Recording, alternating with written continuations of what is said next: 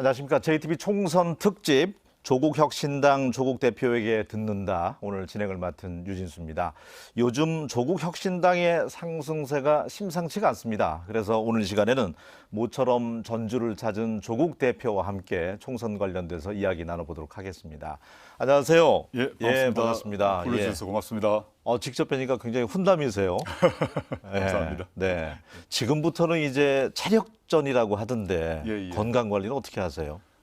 지금 제가 뭐 창당 선언 이후부터는 사실 운동을 거의 못 하고 있었는데요. 근데 그 전에는 나름 뭐 근력 운동 중심으로 운동을 좀 꾸준히 한 편이라서 지금 큰 문제는 없는 것 같습니다. 네. 오늘 저희 스튜디오에 오시기 전에 이제 한옥마을에서 시민들과 교감했는데 예. 평일임에도 불구하고 유튜브 생중계를 보니까 어마어마하게 많은 사람들이 왔더라고요. 저도 깜짝 놀랐고요. 네. 뭐 실제 나이도 지긋하신 분부터 시작해서 아주 젊은 청년까지 남녀노소 가리지 않고 와주셔가지고 사진 찍고 격려해 주시고 이러셔가지고 저도 아주 감동이었습니다. 출마의 변까지 이제 말씀하신 걸로 제가 전에 들었는데 혹시 기억에 남는 말씀하신 분 계시던가요? 어떤 바람 같은 거? 오늘 예, 말씀이죠. 오늘 만난 분 가운데. 이제 가장 강렬하게 그 느낌이 있었던 분은 어떤 할머니셨는데 할머님이 계속 사진 찍자고 하셔서 이제 겨우 사진을 찍어서 인파 속에서 찍었는데 그분이 막 울먹이시면서 말씀하시는 게 조국 대표 하고 싶은 거 다 하세요 이렇게 말씀하셨어요. 그게 아주 찡했고요. 네. 그렇지 않고 또 차분차분하게 말씀하신 그 좀 한 30대 정도의 청년 부부였는데 같은 경우는 고생하셨습니다. 그리고 저희가 돕겠습니다. 이렇게 차분히 말씀하셨는데 둘 다 저에게는 아주 큰 찡한 느낌이 있었습니다. 그런 지지자들 만나서 직접 교감하면 뭉클하면서도 뭔가 더 힘이 생기죠. 예, 물론 그렇습니다. 네. 그래서 그런 사실 제가 창당 선언하고 또 창당을 한 지 한 10일밖에 안 됐지 않았습니까? 네. 물론 이제 많은 국민들이 지지를 하고 계신 건 사실이나 또 마음 한편으로는 앞으로 한 달을 어떻게 끌고 가지 이런 걱정도 하고 우려도 하는데 실제 거리에서 사람들을 만나고 악수를 하고 대화를 나누다 보면 그 마음이 느껴집니다. 그래서 큰 힘이 되었습니다. 네. 요즘 보니까 저는 그 지민비죠. 네, 처음에 사자성어인 줄 알았어요. 이게 어떻게든 브랜드 네이밍을 참 어떻게 보면 이번 총선의 최고의 브랜드 네이밍이 네, 아닌가 네, 싶은데 지역구는 민주당, 네. 비례는 조국혁신당인데 지금 제가 여는 말에도 조국혁신당의 상승세가 심상치가 않습니다. 네. 이렇게까지 예측을 했나요? 제가 이제 창당 선언을 했을 때 그 앞으로 목표가 의석수 10석, 원내 3당이 되겠다고 얘기를 했습니다. 네. 그때는 언론이나 또는 정치 평론가들이 불가능한 얘기다라고 얘기하고 제가 창당 선언하면서 약간의 과장을 한다라고 이제 많이 평가를 받았는데 근래 들어서 전혀 다른 양상이 된 것 같습니다. 저는 제가 창당 선언을 했을 때 혼자 덜커덕 뭐 즉흥적으로 하진 않지 않았겠습니까? 오랫동안 사실 고민을 했고 저의 친구, 동지들과 상의를 했고 준비를 했습니다. 그래서 제가 창당 선언을 했을 때 10석을 하겠다는 것은 저의 개인적 소망만이 아니라 나름대로 분석을 하고 얘기를 했던 것인데 그럼에도 불구하고 지금처럼 빨리 또 지금같이 강력한 지지를 받을 거라고는 생각을 못했습니다. 저도 놀랄 정도로 전국적인 차원에서 강력한 바람, 돌풍이 불고 있는 게 느껴져서 한편으로는 감사하고 또 한편으로는 그 마음을 어떻게 갚을까 싶어서 두려운 마음도 있습니다. 지지율이 갑자기 높아지긴 했습니다만은 보다 더 겸손한 자세로 가려고 합니다. 이럴 때도 뭐 건방지거나 오만한 태도로 가다가는 네. 오히려 또 다른 상황이 발생할 수 있어서 기조를 흔들리지 않고 물론 제가 10석 얘기했습니다만 10석보다 더 주신다면 더 감사한 마음이겠습니다만은 현재의 기조를 계속 유지하면서 4월 10일까지 가고자 합니다. 나름 이제 캠프에서는 12세석까지 욕심을 내는 걸로 전해 들었는데 저는 그렇게 말하지 말라고 네. 엄명을 내리고 있습니다. 네. 절대 건방을 떨면 안 된다. 이 기조를 가고 무겁게 가야 되지 지지율이 높았다고 이렇게 건방을 떨거나 좀 까불거나 이런 모습 보이면 국민들이 실망한다라고 해서 그런 뭐 몇 석을 더 올리자 이런 말 자체를 하지 말라고 제가 당대표로서 겸손 얘기를 하고 모드로 있습니다. 본선까지. 예, 그렇게 할 예. 생각입니다. 고무적인 게 이제 중도층이 움직이고 있다는 점인데 맞습니다. 이렇게 상승세의 가장 큰 원인은 어디에 있다고 분석을 하세요? 여러 가지 정치적 분석이 있을 수 있는데요. 1차적으로 딱 느낌이 온 거는 지난 윤석열 정권 2년 동안 윤석열 정권의 무능함, 무도함, 무책임함이 첩첩이 겹겹이 쌓여 있었다고 봅니다. 그 과정에서 많은 국민들이 마음속 깊이 울분, 분노, 실망 이런 감정이 꼭 쌓여 있었는데 그 말을 공개적으로 표출하려니까 두려운 거예요.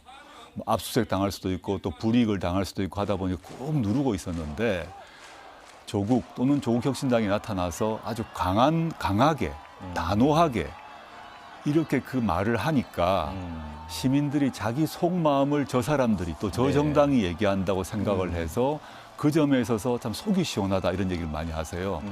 뭐 저희 이제 조국혁신당의 그 뭐 정강 정책 얘기 이전에 아주 일차적으로는 저한테 와서 시민들이 꼭 하시는 말씀이 고맙다란 말과 동시에 속이 시원하다. 잘하고 있다. 내 말을, 내 심정을 대변해줘서 고맙다. 이런 거였습니다. 그래서 저는 이 정치란 것이 무엇일까 또는 정치인의 역할이 무엇일까 생각을 해보면 국민들이 하고 싶어도 하지 못하는 말이 있는데 네. 그 말을 대신해 주는 것, 그게 정치 또는 정치인의 역할 중에 하나라고 생각을 하거든요. 그 점에서 그 지금 짧은 시간에 강력한 지지를 받고 있는 이유는 바로 그 점에 있다라고 생각해 봅니다. 국민들의 어떤 정부 부정 평가에 대해서 시원하게 사이다 발언을 하는 점에 대해서 네네. 높은 상승세의 원인을 찾고 있다 네, 그 말씀인데 슬로건 가운데 이제 윤석열 정권 3년도 길다, 네네. 뭐 끌어내려야 길다. 된다 하는데 범야권이 200석을 다 차지하지 않는 이상 그게 어려운 일이라고 다들 이야기하잖아요. 물론이죠. 네. 제가 윤석열 정권의 조기 종식, 좀 쉬운 말로 하면 3년은 너무 길다라는 것이 저희의 이제 아주 강한 슬로건 중에 하나인데요. 그에 대해서 이제 국민들이 또 뭐 어떻게 하자는 얘기지? 200석이 있어야 탄핵 가능한 거 아니야? 또는 200석이 있어야 임기 단축하는 개헌 가능한 거 아니냐라는 질문을 하십니다. 맞는 말씀이죠. 그런데 실제 박근혜 정권 경우도 생각해 보시면 탄핵이란 절차가 이루어져서 헌법재판소에서 최종 결정이 나기 전에 국민들은 박근혜 대통령을 심리적으로 탄핵을 먼저 했습니다. 최순실 사건, 국정농단 사건이 터지면서 저 사람은 우리의 대통령이 아니야 라는 판단을 국민들이 마음속으로 먼저 합니다. 네. 그 다음부터 그 여론이 형성되어 나가면 언론에서도 비판의 그 수위가 높아지고 또 공무원들도 가지고 있던 그 정권의 비리를 흘려줍니다. 이런 일이 벌어지면서 나중에 최종적으로 법적으로 탄핵이 마무리되는 것인데 네. 저는 200석이 안 된다고 하더라도 우리 조국혁신당 그리고 저 당대표로서 조국이 지금 같은 기조를 계속 유지하면서 현 정권의 비리와 실정을 폭로해 나간다면 좀 움츠리고 있었던 또 위축되어 있었던 국민들이 그걸 같이 하시리라고 봅니다. 그러다 보면 정치적으로 법률적으로는 뒤에 문제지만 정치적으로 윤석열 대통령이 레임덕이 될 것이라고 보고 좀 더 나아가게 되면 레임덕을 넘어서 데드덕, 즉 죽은 오리가 될 것이라고 봅니다. 윤석열 대통령이 데드덕이 되어버리면 법률적으로 탄핵이 안 된다 하더라도 그 이전에 사실상 조기 종식이 되는 것이죠. 그것을 목표로 하고 저는 움직일 것입니다. 네, 조국 대표님은 어쨌든 아주 간절하고 절실한 마음으로 이번 총선에 임하시는 것 같은데 윤석열 정부와 조국 대표는 악연으로 봐야죠. 예. 글쎄 말입니다. 어떻게 해서 이 윤석열 정부의 검찰의 칼끝이 조국 대표에게 이렇게까지 가해졌을까? 원인은 어디서 찾을 수 있습니까? 저도 뭐 제가 법무부 장관 후보로 지명되었을 그 시점 19년부터 윤석열 검찰총장이 저와 저희 모든 가족에 대한 수사를 전개를 했는데요.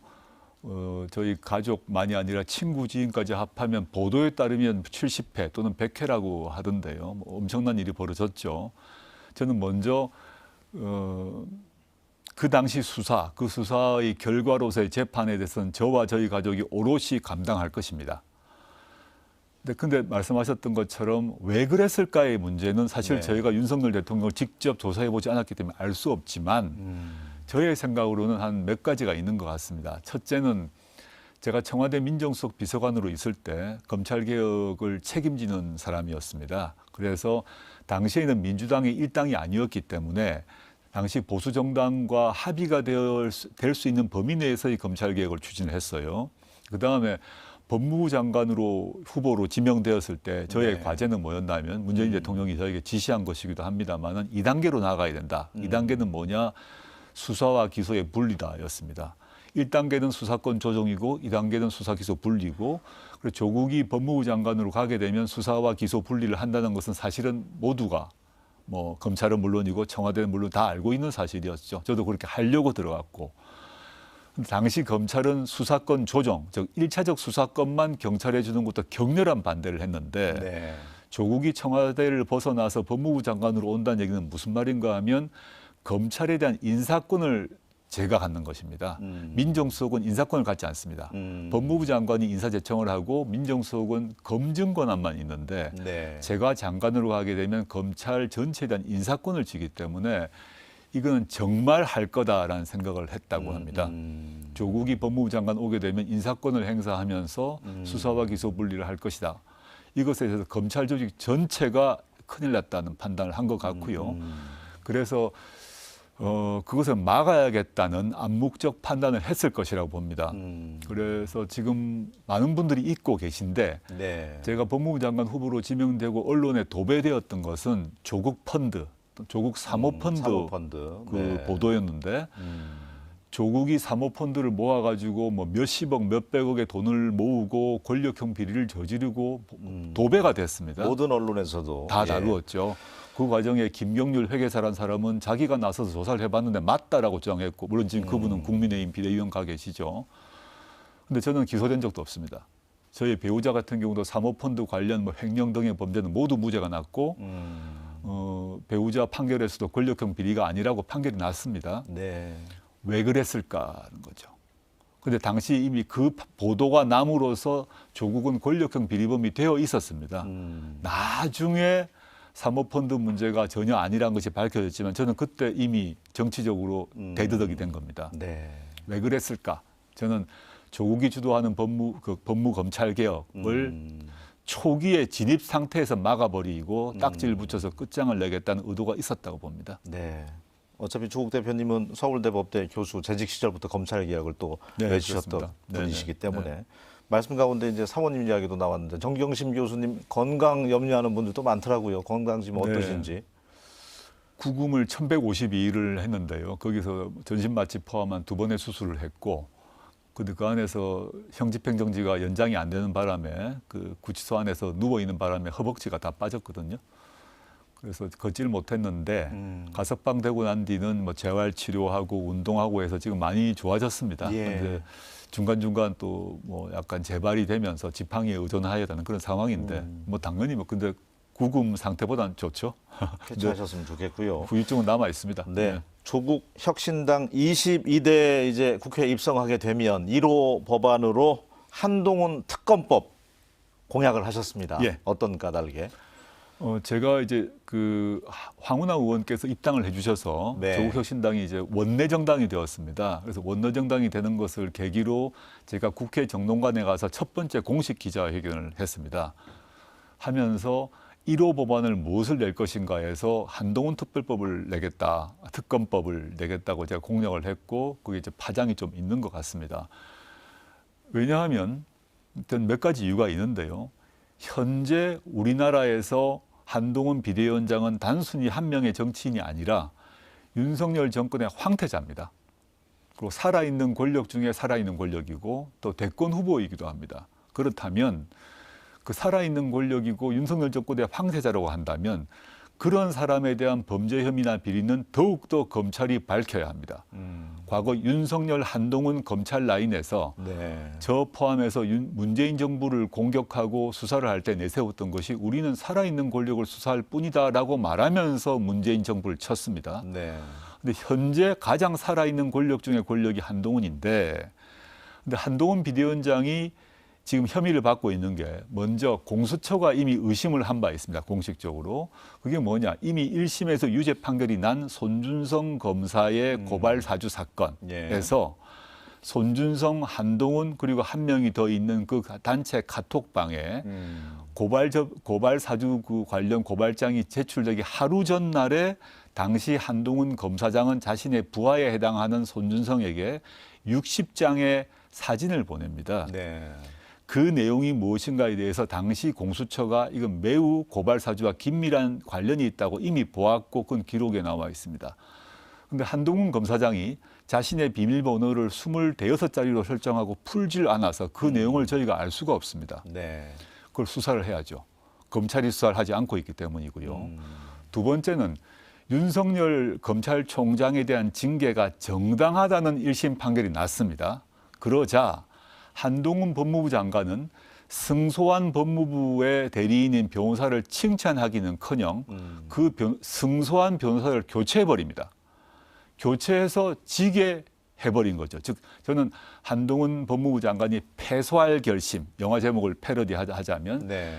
패소할 결심을 하고 변호인을 바꿨다고 봅니다. 이 점은 전 직권남용 직무유기에 해당된다고 보고요.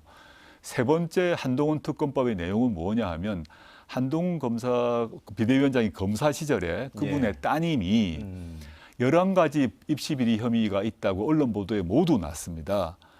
그 영문 논문을 대필했다는 케냐 사람이 등장해서 내가 썼다고도 이미 얘기를 했고 영문 논문 2개는 표절이 이미 확인되어서 국제 영문 저널에서 다 철회가 됩니다. 네.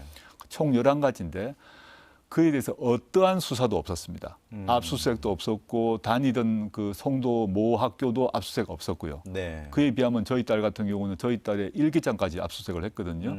뭐 그 저희 딸과 비교할 건 아닙니다만은 예. 권력 중에 권력인 한동훈 검사 또 한동훈 검사장 그 뒤로 장관 현재 비대위원장의 고위직을 계속 이어갔는데 현재 한동훈 비대위원장과 그 가족에 대한 비리 혐의에 대해서는 검찰이 어떠한 수사도 하지 않고 있고 무혐의 처분까지 경찰이 내렸다는 것이죠. 네. 그러면 현재 경찰과 검찰에는 기대할 바가 없고 그럼 특별검사를 임명해서 이걸 해야 된다. 그게 윤석열, 한동훈 두 사람이 강조했던 공정과 상식이고 또 정의가 바로 서는 것이고 살아있는 권력에 대한 수사가 필요하다는 것의 모범 아니겠습니까? 네. 저는 한동훈 비대위원장이 자신이 있다면 스스로 특별검사의 임명을 찬성하고 특별검사가 나를 수사하라라고 얘기해야 된다고 봅니다. 지금. 제가 1호 법안으로 한동훈 특검을 제안했다면 네.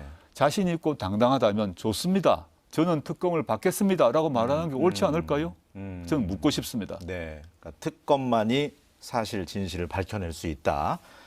그러면 이제 2호 법안은 김건희 여사 종합특검법이 되나요? 그거는 아닙니다. 예. 이미 김건희 물론 확정적인 건 아닌데 네. 김건희 여사 종합특검법을 준비는 하고 있는데 그건 이미 아마 민주당에서 준비를 하고 있지 않을까 싶어서요. 저희 그것을 2호로 할 것인지는 좀 고민 중에 있습니다. 다른 것을 여러 가지를 준비를 하고 있는데 다음 카드를 뭐로 할 것인가는 조금 논의가 필요합니다. 자, 이제 비례대표가 18일이면 이제 결정이 되는데 좋은 분들 많이 영입했더라고요. 감사합니다. 1호는 네. 신장식 변호사 네, 어쨌든 감사합니다. 상승 모멘텀을 타는데 그분의 네, 역할도 네, 상당히 네, 네. 컸을 텐데 혹시 전북 인재도 있습니까? 전북 출신. 제가 이제 당대표이기도 하지만 비례대표 후보 아니겠습니까? 네. 그래가지고 제가 후보를 접수하자마자 공식적 입장을 밝혔고 그 황현성 사무총장에도 지시를 했는데요. 누가 지원했는지 자체를 저한테 보고하지 마라. 그리고 그 절차에 대해서도 보고하지 마라. 안 그러면 제가 어떤 말을 하는 순간 비례대표 선정에 영향을 줄 것 같습니다. 제가 전북 출신이 있는지 없는지 자체를 확인하지 못하고 있습니다. 네.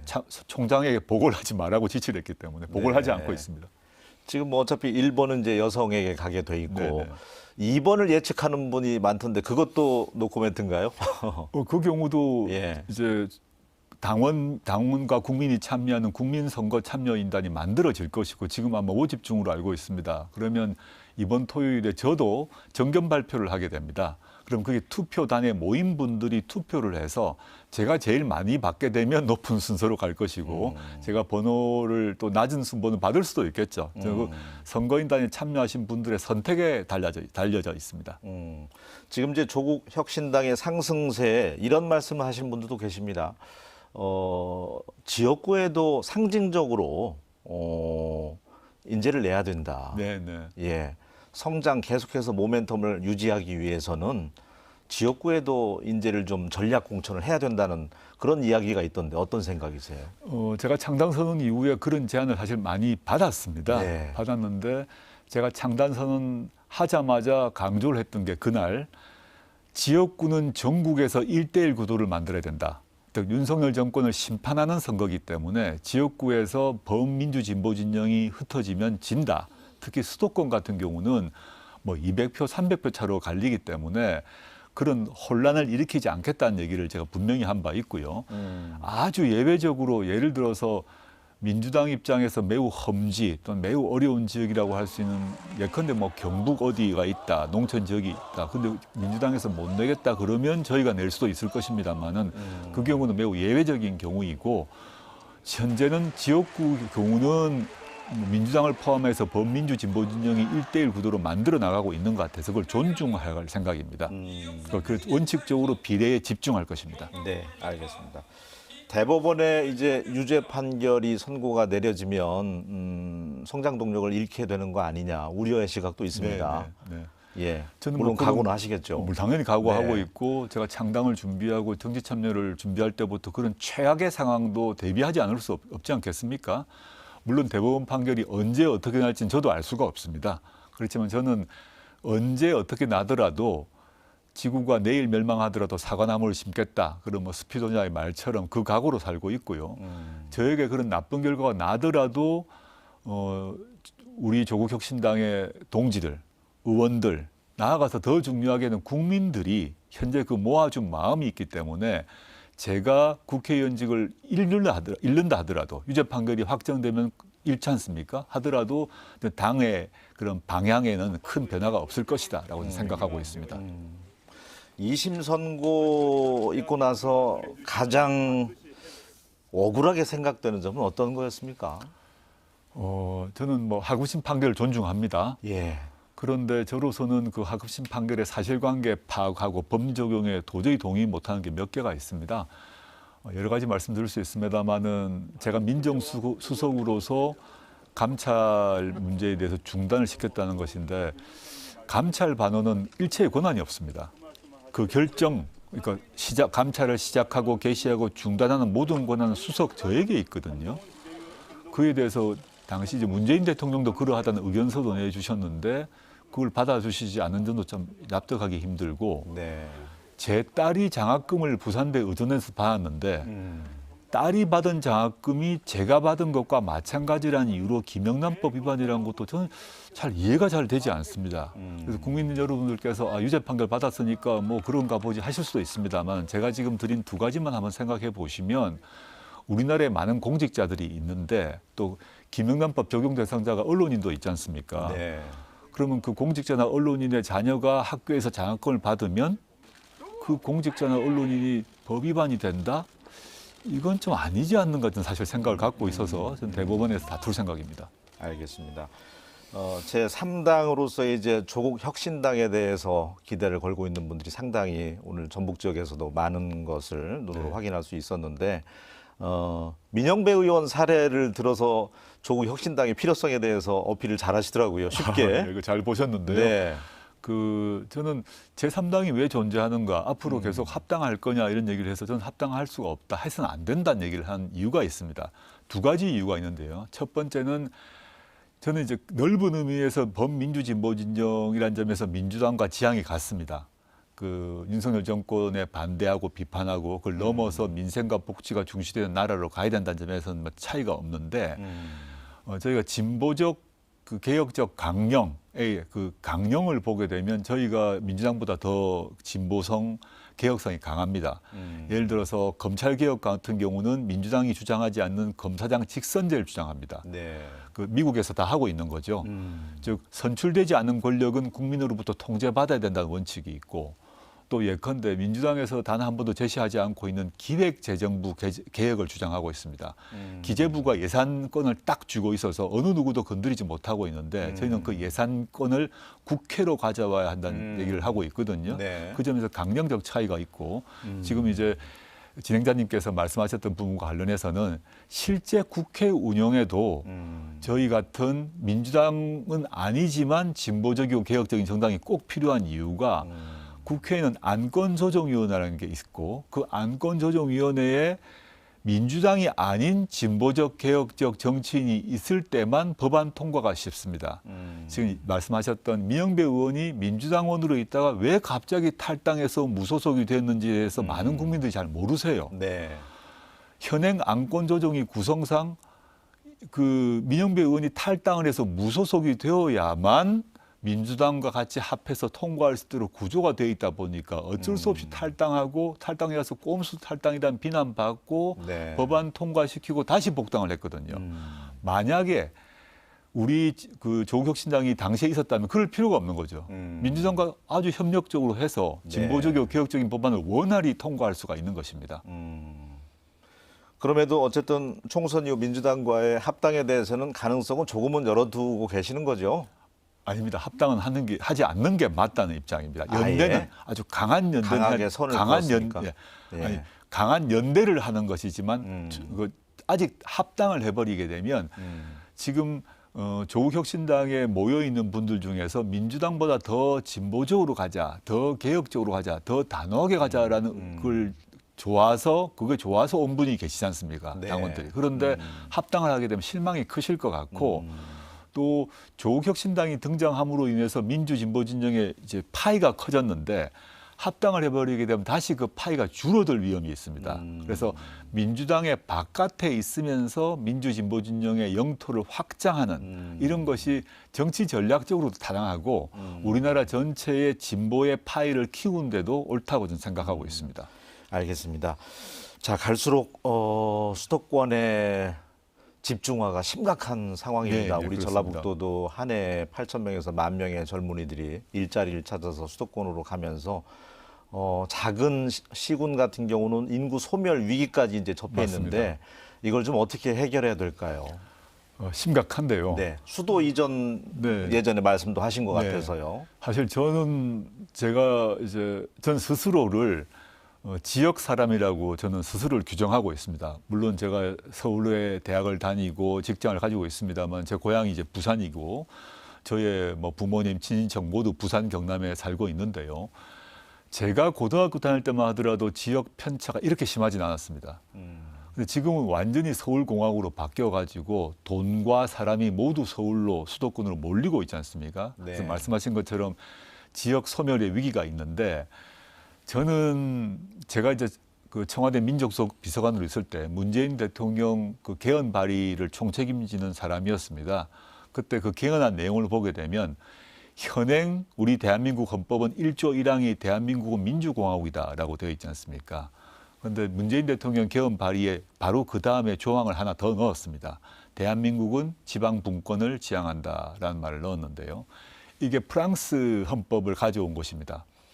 프랑스도 맨 처음에는 민주공화국이다라고만 있었습니다. 근데 네. 프랑스도 파리 중심으로 모든 것이 몰리니까 미테랑 대통령 때 결단을 합니다. 그래서 프랑스 헌법에 1조 민주공화국이다 나란히 프랑스는 지방 분권 공화국이다를 명시합니다. 그때부터 모든 법률들이 지방 분권을 강화한 쪽으로 바뀌면서 네. 지금 프랑스가 파리 외에도 베르사유 등등등 각각의 독립적 일종의 준공화국처럼 운영되도록 만들었는데 최근에 전북하고 강원도가 특별자치도가 됐지 않습니까? 네. 법률 통과됐고 아주 네. 축하할 일이긴 한데 제가 법안을 좀 보니까 특별자치도가 된 그 자체는 아주 좋은 일이지만 뭐 여러 가지 제가 봐서는 보완점이 있는 것 같습니다. 단적으로 재정 문제가 있는 것 같습니다. 재정 문제에 있어서 독립적으로 운영되는 이런 문제, 그 다음에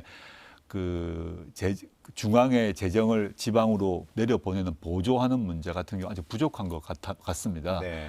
그래서 지방 분권을 강화해야 되는데 여러 가지 방안이 있는데 첫째는 재정의 문제가 있겠죠. 두 번째는 지금 노무현 대통령께서 세종시를 만들면서 행정도시를 하나 만들었지 않습니까? 네. 수도를 옮기려고 그러다가 헌법재판소가 막아가지고 수도는 못 옮겼죠. 저희 당의 이제 주요한 정책 중에 하나이기도 하고 저희 개인적 소식이기도 한데 사법 관련 기관을 모두 지방으로 보내야 된다는 소신을 갖고 있습니다. 특히 이제 국민들이 특별하게 불편을 느끼지 않도록 해야 되기 때문에 네. 예를 들어서 대법원 같은 경우는 보통 시민들이 가지 않는 곳입니다. 그럼 그렇죠. 변호사들이 네. 그 파일을 보내면 끝입니다. 네. 대법원이 예컨대 전주에 있지 않을 이유가 없습니다. 그럼 일반 시민들이 대법원 출입하지 않아요. 네. 대검찰청도 마찬가지입니다. 일반 시민은 다닐 일이 없습니다. 대검찰청을 대구에 보내지 않을 이유가 없습니다. 헌법재판소 서울의 안국동에 있는데 헌법재판소 심지를 가지 않습니다. 헌법재판소를 또 마찬가지로 지역으로 보내지 않을 이유가 없습니다. 특히 전북 같은 경우는 제가 개인적으로 매우 존경하는 김병로 대법원장님의 고향이고, 네. 근데 이제 우리나라 한국의 그런 사법 질서의 근간을 세우신 분이고 제가 가장 존경하는 법조인인데 네. 그런 김병로 대법원장의 고향인 전북의 대법원 또는 헌법재판소가 온다고 상상을 해보시면 건물만 오지 않지 않습니까? 건물도 오고 사람도 오는데 저는 세종에는 행정도시가 됐다면 사법 중심이 된 도시가 필요하다는 것입니다. 그게 지방 분권의 중요한 방책 중에 하나다라고 생각하고 있습니다. 지금 혁신도시 시즌2도 지금 와야 될 공공기관들이 상당히 많은데도 터덕거리고 있잖아요. 그렇죠. 그 네. 부분도 좀 탄력을 받았으면 좋겠고요. 물론입니다. 지방 분권을 네, 위해서. 네, 맞습니다. 예. 자, 오늘 바쁜 시간 쪼개셔서 또 살인적인 스케줄 소화하고 계시는데 이렇게 전주까지 찾아주시고 저희 스튜디오 방문해 주셔서 감사하고요. 마지막은 정면에 있는 카메라 보시고 우리 전북 유권자들에게 인사 말씀 듣도록 하겠습니다. 정면에 카메라 보시면 되겠습니다. 안녕하십니까. 조국혁신당 대표 조국입니다.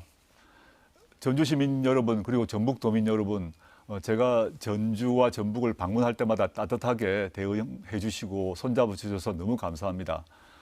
조국혁신당은 창당을 한 지 10일밖에 안 된 신생 정당입니다. 그렇지만 저희의 뜻과 저희의 마음은 굳세고 견결합니다. 저희가 할 일 하겠습니다. 그렇지만 많이 부족합니다. 많이 손잡아 주시고 많이 도와주시면 그 마음과 뜻 잊지 않고 성과로 보답하겠습니다. 부탁드립니다. 네. 우리 전북특별자치도가 이제 올해 원년이지만 그동안에는 중앙정부로부터 소외받고 또 낙후라는 수식어를 떨쳐보지 못했는데 앞으로도 우리 전북 도민들의 목소리에 귀 기울여 주시고요. 자주 찾아주셨으면 좋겠습니다. 그렇게 하겠습니다. 네. 오늘 함께 해주셔서 고맙습니다. 네, 고맙습니다. 네. 네, 선거는 민주주의의 꽃이라고 합니다. 올바른 정치 문화를 위해서 꼭 투표하셨으면 좋겠습니다. 오늘 시간 여기서 마치도록 하겠습니다. 고맙습니다.